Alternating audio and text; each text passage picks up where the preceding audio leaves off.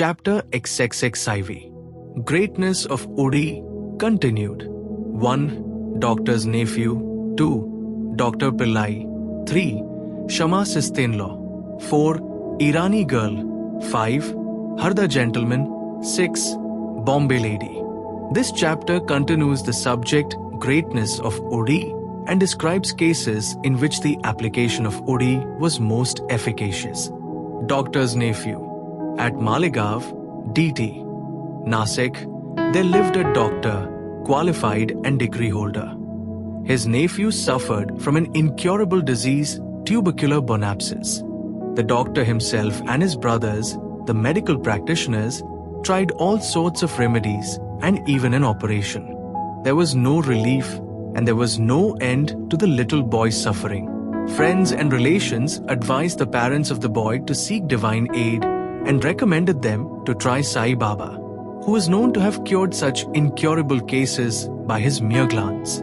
The parents, therefore, came to Shirdi. They prostrated themselves before Baba, placed the boy before him, and pleaded humbly and respectfully, and implored him to save their son. The merciful Baba comforted them, saying, "Those who resort to this masjid shall never suffer anything in this life and to the end of time. Be now carefree. Apply Odi on the abscess, and within 1 week he will recover. Believe in God. This is no masjid, but Duavdi. He who steps here will soon get health and happiness, and his sufferings will come to an end." The boy was made to sit before Baba, who moved his hands on the affected part and cast his loving glances on him. The patient was pleased, and with the application of the Odi, he began to recover and was all right after some days. The parents then left Shirdi with their son, thanking Baba for the cure, which was effected by Odi and Baba's gracious looks. After knowing this, the doctor, the uncle of the boy, became wonderstruck and desired to see Baba while he was on his way to Bombay for some business. But at Malegaon and Manmad, somebody spoke to him against Baba and poisoned his ears.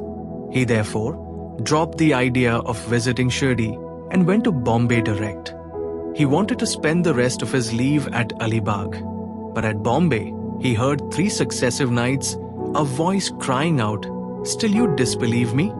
Then the doctor changed his mind and resolved to go to Shirdi. He had to attend in Bombay to a case of infectious fever which showed no signs of abatement soon. So he thought that his Shirdi trip would be postponed. He, however, proposed a test in his mind and said, "If the patient gets all right today, I start for Shirdi tomorrow." The wonder is that exactly at the time when the determination was taken, the fever began to abate and the temperature became normal. Then he went to Shirdi as per his determination, took Baba's darshan and prostrated himself before him. Baba gave him such experiences that he became his devotee.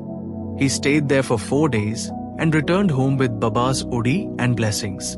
Within a fortnight, he was transferred on promotion to Bijapur.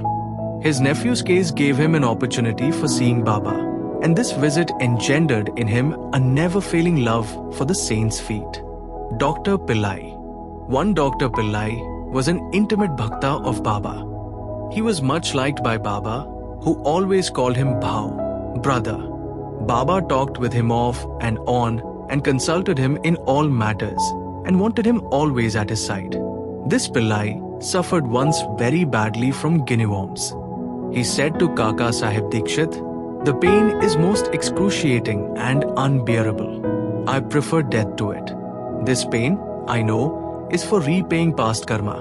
But go to Baba and tell him to stop the pain and transfer the working of my past karma to 10 future births of mine." Mr. Dikshit went to Baba and told him his request. Then Baba, being moved by his request, said to Dikshit, "Tell him to be fearless. Why should he suffer for 10 births? In 10 days, he can work out the sufferings and consequences of his past karma. While I am here to give him temporal and spiritual welfare, why should he pray for death? Bring him here on somebody's back and let us work and finish his sufferings once for all." The doctor was brought in that condition and was seated on Baba's right side, where Fakir Baba always sat. Baba gave him his bolster and said, "Lie calmly here and be at ease." The true remedy is that the result of past actions has to be suffered and got over. Our karma is the cause of our happiness and sorrow. Therefore, put up with whatever comes to you. Allah, God, is the sole dispenser and protector. Always think of Him. He will take care of you. Surrender to His feet with body, mind, wealth and speech, eye completely, and then see what He does. Dr. Pillai said in return that Nana Sahib had put a bandage over the leg, but he found no relief. "Nana is a fool," replied Baba.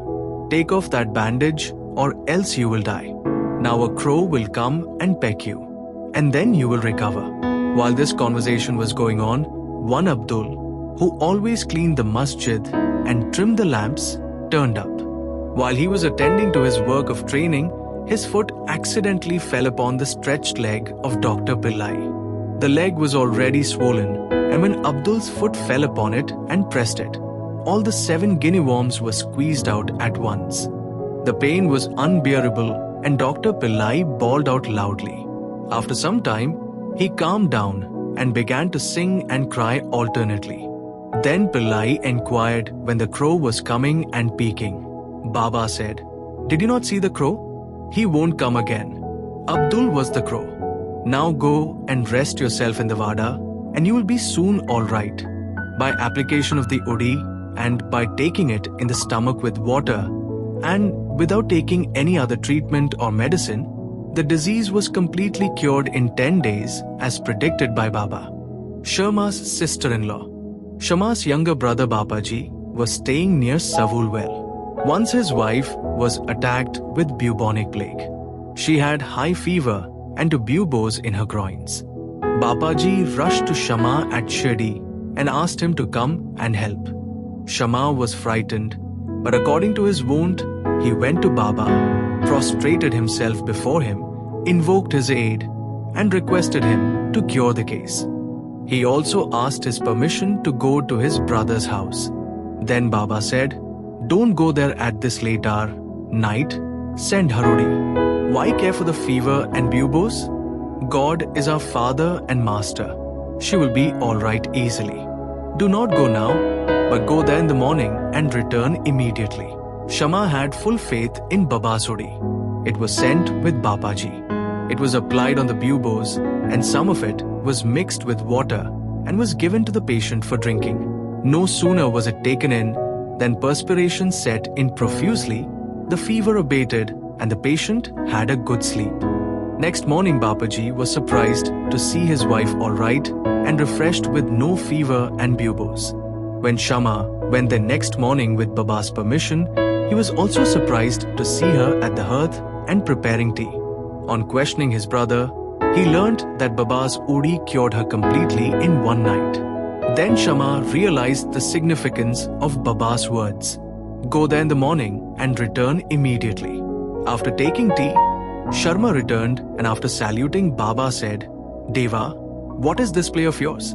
You first raise a storm and make us restless, and then calm it down and ease us." Baba replied, "You see, mysterious is the path of action. Though I do nothing, they hold me responsible for the actions which take place on account of adrista, destiny. I am only their witness. The Lord is the sole doer and inspirer. He is also most merciful. Neither I am God nor Lord.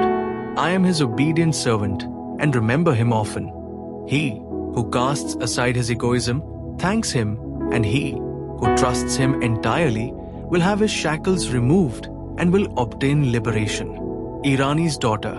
Now read the experience of an Irani gentleman. His young daughter got fits every hour.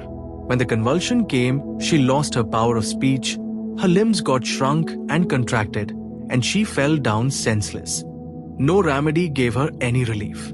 Some friend recommended Baba's Udi to her father and asked him to get it from Kaka Sahib Dikshit at Wild Parle, suburb of Bombay.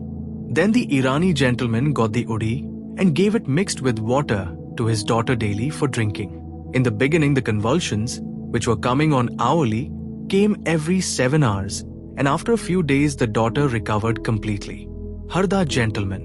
An old gentleman of Harda, C.P., was suffering from a stone in his bladder. Such stones are generally removed by surgical operations, and people recommended him to undergo one. He was old and weak, lacked strength of mind, and could not think of submitting himself to surgical treatment.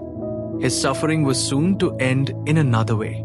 The Inamdar, city officer of that town, happened to come there at this time. He was a devotee of Baba and had always a stock of udi with him.